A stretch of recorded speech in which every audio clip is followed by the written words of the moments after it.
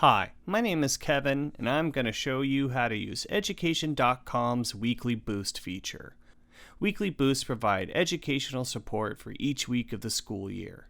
You can access them by going to Education.com and scrolling down to Teaching Tools.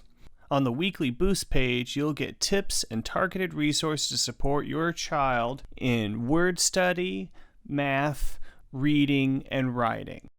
If you're a teacher, you can also toggle between the teacher and parent view. Like all resources on Education.com, there are weekly boosts for grades kindergarten through 5th.